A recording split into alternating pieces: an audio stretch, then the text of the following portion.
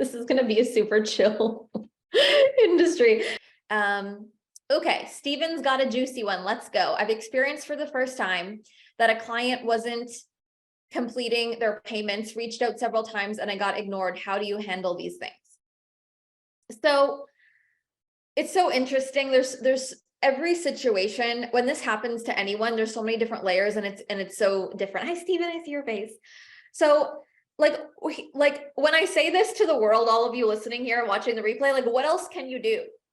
You know what I mean? Like we've reached out, people aren't responding. So am I gonna what's the next option? You know what I mean? Like when we ask ourselves that, it's like, well, what is the next option? Do we keep reaching out? Do we bring in the law? You know what I mean? It's like, well, then are we gonna, like, it's like, and so this is where it's like, my answer will be my answer, and we always have to do what's best. I think it also depends on where you're at in business and the amount of money owing, and is it worth it? You know what I mean? Like there's so many different things. And do you have a team, right? Because when it was me years ago and it was just me doing things like that, I was like, well, I don't have time for this. So I'm not going to message you 100 million times. Like, you know what I mean? But maybe if you have a team, that's part of their role. And then that's just what your team does. So I think you just get to ask. I sent a last email with a bit of a threat that I will take legal action, and they ended up paying. Okay. Did that just happen? Well, there you go. See, don't even ask me. Everyone go to Steven. This is his process. You email 3 times, and the 4th time you say that you will. See, that's the thing, is you can do that. You know what I mean? Like, I'll just riff on this because I think we all know the way to handle it is different for everyone. But like, what was I gonna say? It's just, there's so many layers, because when it's just you, it's hard, because it's like, then you have to take something that feels emotional because it's a client who's defaulting, and then you have to be like the person who's also managing the payments. You know, it's like weird. So it's like when you have a team and they can do it, like you won't even know about things like this. And then, you know what I mean? So my team has a process now for defaulted payments, and I don't even know if there is a default half the time, or people paying or whatever. And the thing that I love when a team does it as well is like, people pay. It's, you know what I mean? When there's a process, when it's kind, like no one, this is what I was gonna say, no one is happy defaulting. Most people ghost because they feel bad that they couldn't pay it. You know what I mean? So I think a huge piece of all of this is just like emotional intelligence. What is the process? Follow the process. It's a business. That's all we can do, and do our best to like remove the emotion from it, although easier said than done. So yeah, but I'm glad that you got it resolved. Oh my God. Okay. I would love your take on presenting yourself online more as an influencer and a coach, and finding the fine line between authority but super freaking relatable. I have a calling to show more BTS and document. That is what I did for years before I even had a business, but now that I do have one, I need to find that balance. Yeah. So, I mean, great question. And I'm not like, this is why you're in my world as well, is because this is what I wanted, and this is now what I've created. So like before I even had a coaching business, I was on social media because I loved it. I was just connecting with people because it was so fun to create content. And, you know, there was the influencer energy before being a coach.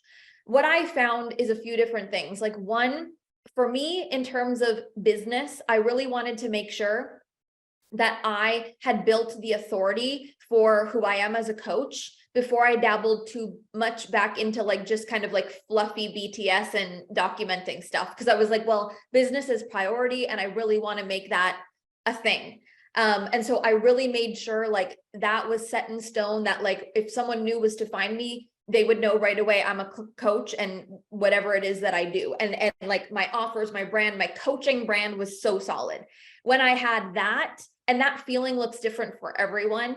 But when I had that, then I was like, then I'll start to play with like other kinds of things that's more influencer entertainment, like relatable. And so you can hold both of like, I'm an expert in this, you pay to be in my world if you want a transformation, and I also have this other content. You know what I mean? So I think when you feel like you have the coach authority in place, then you can add in the influencer style, and it doesn't take away from the authority that you've already built.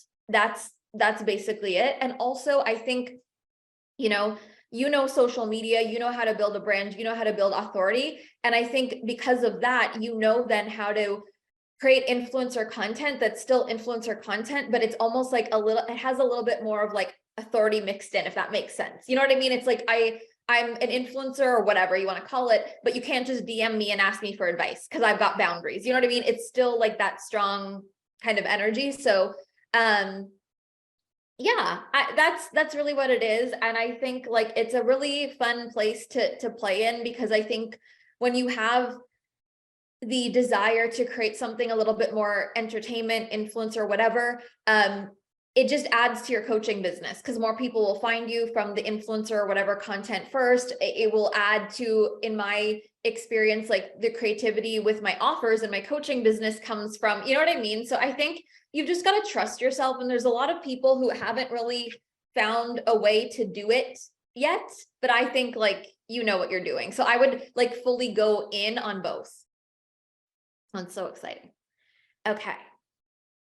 I'm in the health and mindset niche, and my target audience is coaches. I'm having a hard time around my messaging to my ideal clients. I help coaches build healthy habits to prevent burnout and take care of themselves so they can show up better for their business, to make more income and impact. I'm wondering what your thoughts are around this and how you can get into the heads and really speak to them. Like, I just think for me, it's not necessarily about niching.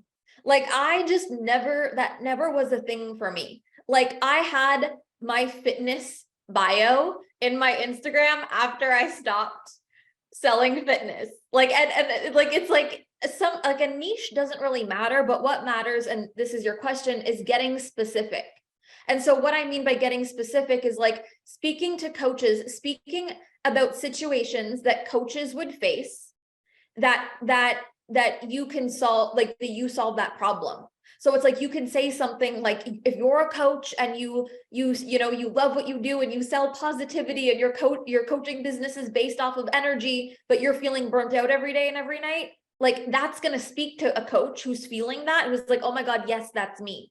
So it's more about like the specific examples that they're going through that you can speak to then someone, as soon as they read your piece of content or whatever, they're like, oh my God, that's me. And this is for everyone here. It's like, we want to create content where someone feels like, oh my God, that's me. Oh my God, that's me. And the way that we create that is more specific examples of like, what is that person thinking? What is that coach thinking if they're struggling with health and mindset, right? I mean, I can speak to this.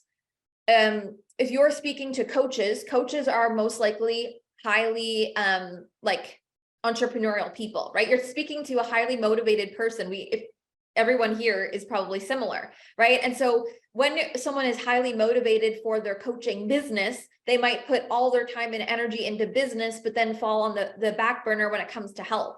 So call that person out.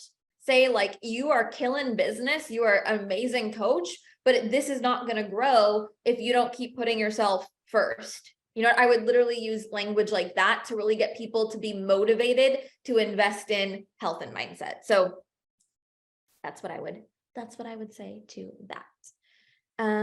Okay, okay. Sarah, I saw your question about a rebrand. Can you be a little bit more specific? That would help if you could. I'm going to look at some of the questions on the Facebook. Hi, Lynn. Okay, Marley says, one of my goals this year is to build community and culture in my brand. Like you, I'm a responder and I love going live and answering questions. What do you recommend when it comes to building the culture of your brand? I picture doing weekly lives, riffing, answering questions. So something that helps build community within a brand is consistency. You know, and what I mean by that is like, when you tell your audience every Friday at 10, I'm doing the industry, or I'm doing a live or a Q&A, they're going to be there. And it's like a TV show. I've said this before, like a consistent TV show. That's how it builds, same time, same place, same format or whatever, that is literally just based on delivering value. That is going to create community. The community that we have on the industry, like there's not a million people watching, but I see all your names and your faces and I'm like, you guys are the people that show up every week. This is what I want. whether there's 20 people, 50 people, 100 people, 2 million people. This is how it builds. You know what I mean? So I think a regular scheduled thing that is value only. On the industry, I very rarely talk about my offers. I don't really sell.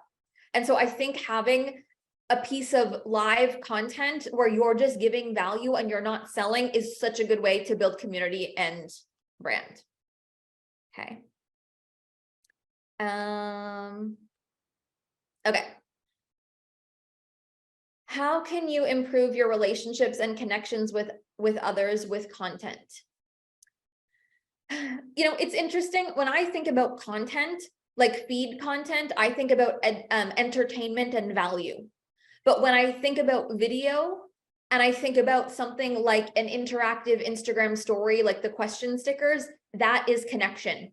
So content is more about value and like here I'm seen, entertainment, saying something, and connection to me, the better way to connect is through video and interactive content.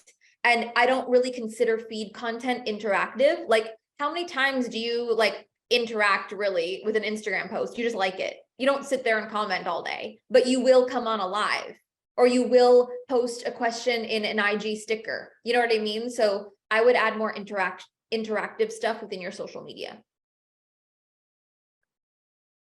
I noticed Tiffany says when I stopped trying to use fluffy language that I thought made me look smart, LOL, and just kept my messaging way more plain and to the point it landed a lot deeper. Yeah. Yep.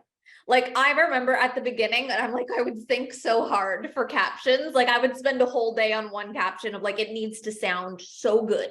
And I need to sound like I'm using the exact words that people want to hear. I need to sound like I'm so smart. Like, and it was just like, why did I waste 24 hours on this caption and it didn't even land? And now, honestly, when I write captions or even my carousels, it's like I just boom, done. Okay, cool. Like saves time and it lands because it is communication. It is communication, right? Natalie says, this is about standards. You discovering what are the minimum standards that you hold in order to allow people to get into your world and have a great relationship as well as the results with your clients. So what are the minimum standards? So do you mean like the type of person? Do you mean boundaries? Do you mean pricing? Can you share a little bit more what you mean by standards that you hold in order to allow people, the type of person? So for me, and so to have a great relationship as well as results with your clients. So to me, it's like, this comes through experience. We've all had really amazing clients, right? You can all think of like the people who are the best clients and you think about why are they the best? Because they have certain qualities. Now you might have experience of people who are like, why did that relationship feel off? Or why did that client feel off? And it's maybe because of certain characteristics that they had. So we have experience. The best way to learn this for ourselves is through experience. So I would look at who are the clients that feel so good? What about them? And then it's like, speak like you're speaking to them in your marketing and in your content, you're going to attract more people like that. So I know that it wasn't necessarily your question, but when I think about this at this level, and this came through experience, and there's many different layers to this. This is actually one of my favorite things to talk about, is like when I'm going to let someone in my one-to-one time where they have access to speak to me, like that has to be a certain kind of person at this level, because if it's not, and that brings me down, that's going to affect a big business and a big life that I don't have time to have a negative energy towards. Does that make sense? So as I became more established and as I have more people in my world, my brand is bigger, my business is bigger. It's like, I can't let one person bring me down anymore because it's bigger than just me. So then that was the motivation to get really clear and have these standards and boundaries or applications now in certain containers to just get to know someone before I let them in, so then I can see, are we going to be a match or not? And so this looks different for everyone based on where you're at, but I would just, from experience, you probably know who is good and what's not good to come into your world. And we have to remember too, it's of service for you and for the client, right? Like your work and your container is meant for a certain kind of person, and that's good for your relationship with them. And that's of service for the work they do with you and the results that they get. I did Oracle card readings, and it's been crazy amazing since March last year, but found I was more coaching doing my readings, so started offering more of those sessions. I've done group courses, which had massive success, and tried to step away from the one-to-one readings to be able to scale. When I stepped away from the one-to-one readings, my income took a dip. Okay. And since I started offering them again, my inbox is crazy with people wanting to book. How do you hold the energy in between? I'm changing how you can work with me while also making consistent income. In your 10K bundle, you say to take what you can get in the beginning. So that's sort of where I'm at. Yeah. So thank you for asking this. And I know that a lot of people can relate, and we go through this in our coaching businesses in different ways. There is a middle, there is a transition that I think is important, because what we don't want to do is just go from removing something that's working to then not having any income. You know what I mean? So maybe it's like, okay, I'm going to offer 3 of these calls a month. So then, okay, I'm going to get X amount of money or whatever, or 5 or 10 or however you do. And then, but then you focus on your social media, selling the coaching sessions or the group programs, right? So it's like, okay, I'm going to put a limit on how many I'm selling. And then over time that limit can decrease. And then on your social media, it's really important that we put face to the types of offers that we want people to buy. The reason that people want your readings is because there was a time where that's all you talked about. And they're still used to that. They're like, but you talked about the readings for 12 years straight, or not 12 years or whatever. So I just want the readings. And it's been like a week of you talking about your courses. They're like, now I just want the readings. So it's like, now it's like, there's a limit on the readings, and you go crazy ham on your social media about these courses, and you talk about why they are beneficial, why they're amazing. People buy what we sell them. People buy what we are excited about. People buy when we share the benefit of this offer. So it's kind of like retraining your audience. But the in between, sell a few of them, but and raise the price. Chrissy says, I know you say that we can build programs on different pillars our clients need to optimize, but on the other hand, in order for my clients to get real results, they need to optimize all the pillars together. So how would you go about this? Would you focus on one signature program that encompasses it all? That's how I have it now, but I'm also trying to figure out how to make other offers. I hope this makes sense. So this is where I think like the discernment is really important. If you know that the transformation that you get for people requires all of these different things, and it makes sense to have a program where it's all in one, and that's of service for your clients and the work that you do, then we have to remember as coaches, like that's just the method, that's just the way. I think that it's easy to get caught up. Like when I talk about business model, I'll say like split it up and whatever, but not if that takes away from the transformation, So maybe you have this signature program, but you find a way to still have other kinds of offers and other price points that are complementary to this offer. You know what I mean? Like, so it's what is of service for the work that you do, the transformation, and still your business model. And I'm sure that there's a way to do it. You know what I mean? I'm not sure the price point or the length of this offer. It's really about as well, you guys. It's actually just being able to sell, in the sense of like, you could have this one offer and sell it. And then it's like, say a 3-month live cohort, but at the same time, you could be selling the next one. It's like people we want to create ways that money is coming in consistently, or sales is coming in consistently. So it's kind of like getting creative with that in a way that's in alignment with the coaching work that you do and the business model that you want. But you definitely don't have to split things up if you don't want to. It's like my model, for example, like that, it's the big group program is essentially the collective. So then they get all the pieces. But if people don't want all the pieces, then they buy just whatever ones they want. That makes sense. Because the way that I see it for mine is like, you can get a transformation in one specific topic if you want, but if you want the whole transformation, you come in everything, so that's how I see it. Okay. So I also want to remind you guys too, if I don't answer your question today, there is a feed in the Facebook group that's going to be the main industry Q&A feed, and you can just keep piling questions on there and amazing, like post as many as you want. Post them, delete them, whatever. It's going to be the main feed, and that's always helpful because we do refer to that. Is there a successful way space for just one-to-one without getting burnt out?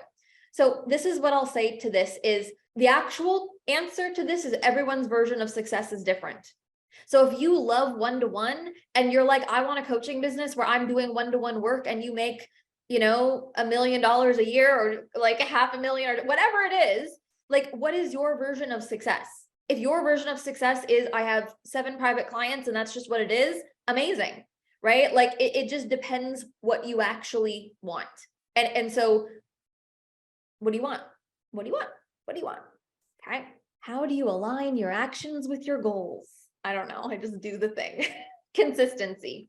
We know this. We know, you know what your goals are. I know what my goals are. I know what's right and wrong. I know what serves me, right? I know that in order to achieve my goals, I have to be consistent even on days when I don't want to. So my actions align with my goals even when it's not easy. That's the biggest piece.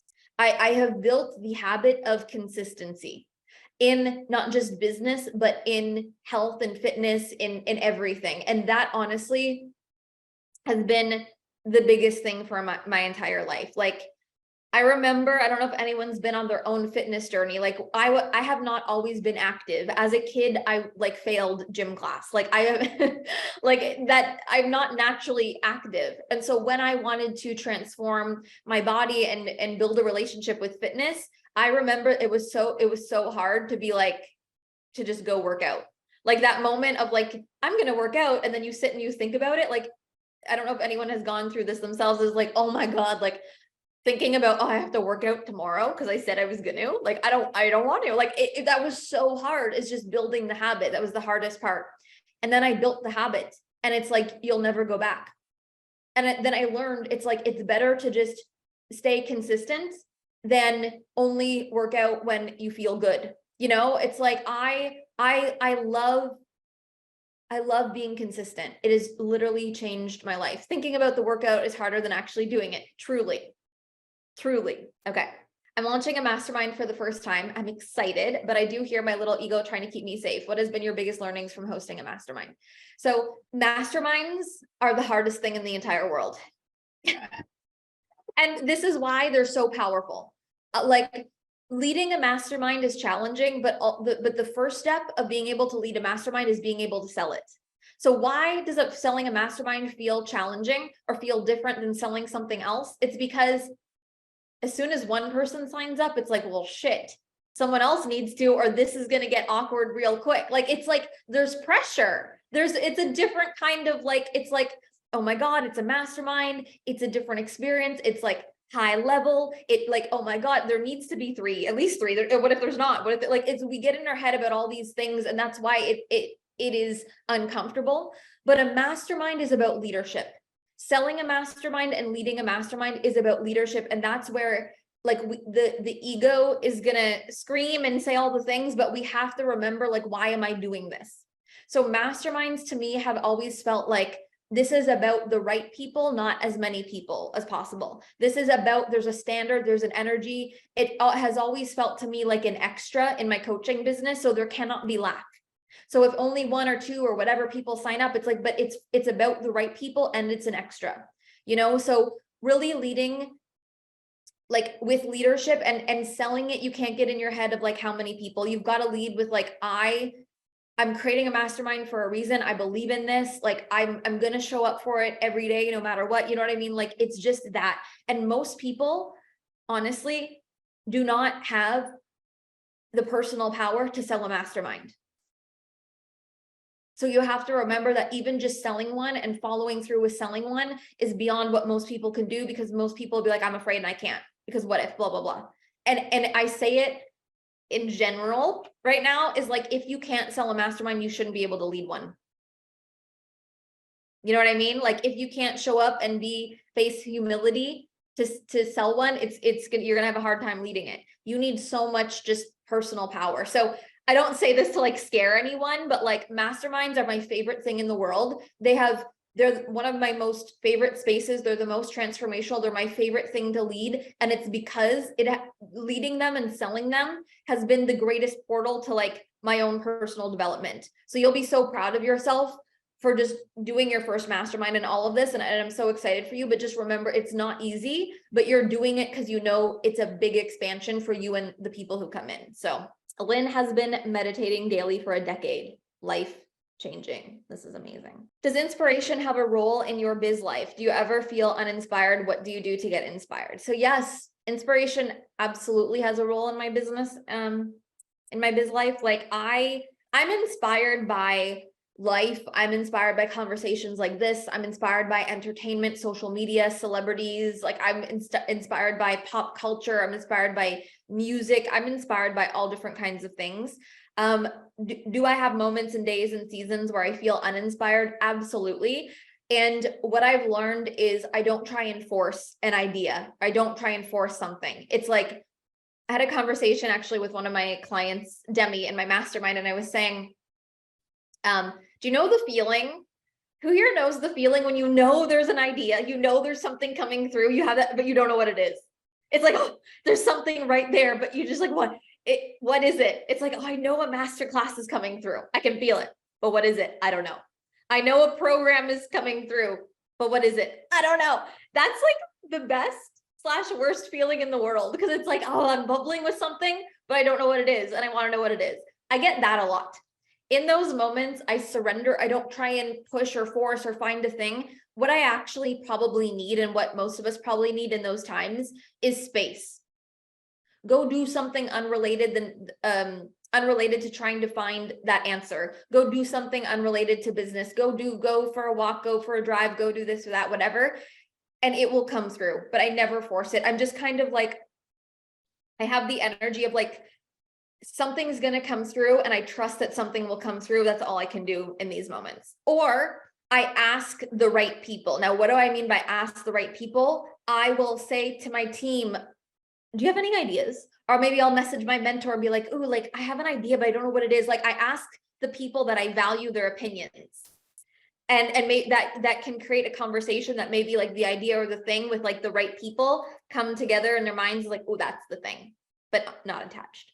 Or sometimes I just say to Eric, oh, I have an idea. I'm frustrated. Tell me, what should it be? And he'll either tell me to be quiet, or he'll tell me an idea that comes to his mind and I'll be like, this is genius, or not. That is my answer to that.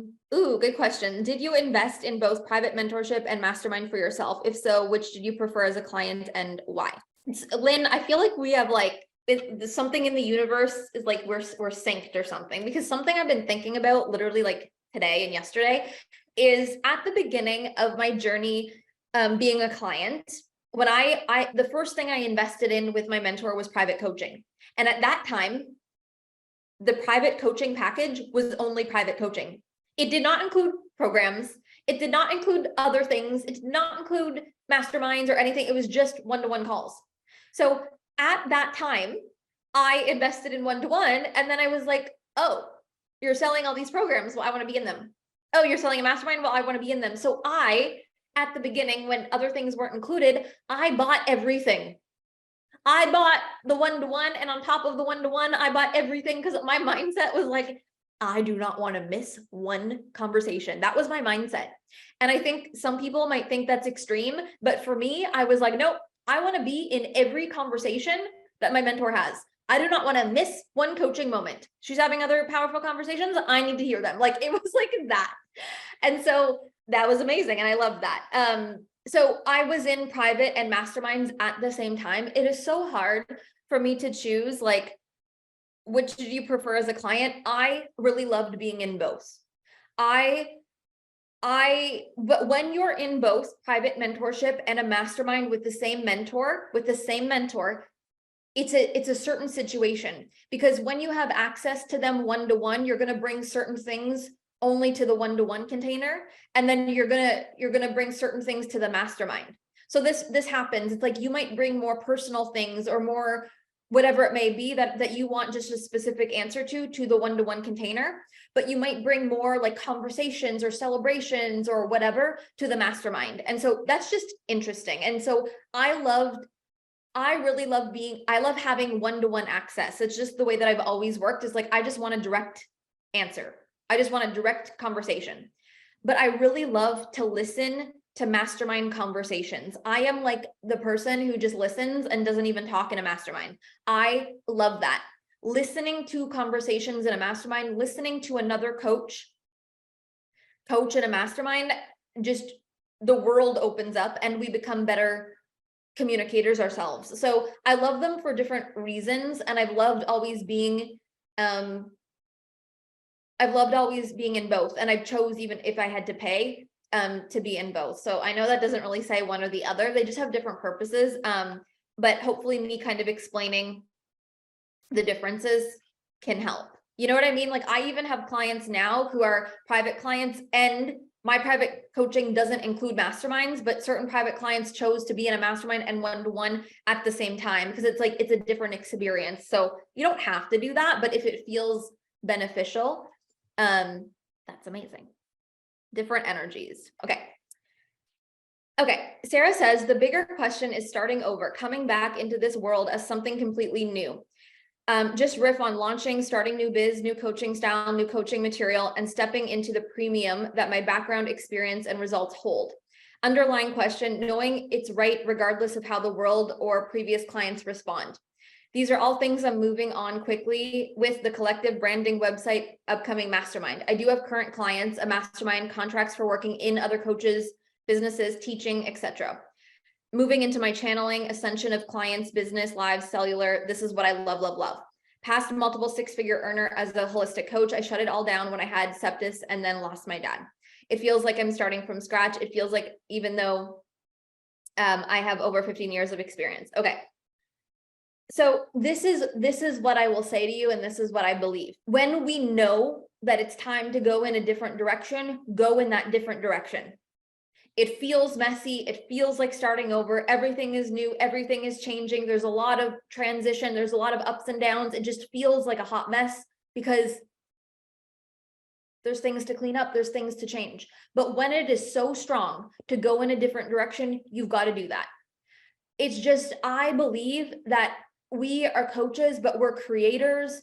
We have an intuition that's stronger than other people. We just know. And when we follow that, it works. So even though there's like wobbles and in-betweens and questioning things, if you can stay decisive around the fact that you've already decided to change and go in a new direction, you've made big moves in my world, like you're doing it, you've already committed practically. Now the hard work is to manage the mind drama in between of like, oh my God, is this right? Is this wrong? Oh my God, what did I do? Oh my God, what am I doing? Did I throw it away? This feel like it's managing that on a day-to-day basis that is going to be the most challenging. You know, in the grand scheme of things, it's time to change. You've made the moves, things are in place, but in a day-to-day, the mind is going to make up stories and all the things. So it's to manage those moments and bring yourself back. And for me, this is always self-awareness of like, what is a thought, and is that thought true? So the thought of like, this isn't working is not necessarily true. That's just fear, right? So notice where your mind goes, do what you need to do to raise your self-awareness, journaling, speaking, whatever it may be, meditation, grounding yourself. So then you can just be aware of like, of course my mind is saying these things because I'm making a big change, but does it mean it's wrong or bad? No, it's like my mind and my body is just getting used to a new way, and I'm safe and I'm okay. Stay connected to the things that support you. Stay connected to the things that are moving you forward. Stay connected to positivity. I see you doing this in all the places here. Like it's all perfect. It's all going to be okay. And the moments in between when your mind wants to create something that's untrue, just remember, I'm safe. I'm okay. This is just a thought. It's not true. That's what I would say. And thank you for asking that here, because like so many of these questions, like I feel like a lot of people can relate to that in one way or another. So I'm so grateful. I'm sending you so much love for your Friday, your weekend. I'll see you where we're connected in all the other places, and I'll see you guys soon. Bye, guys.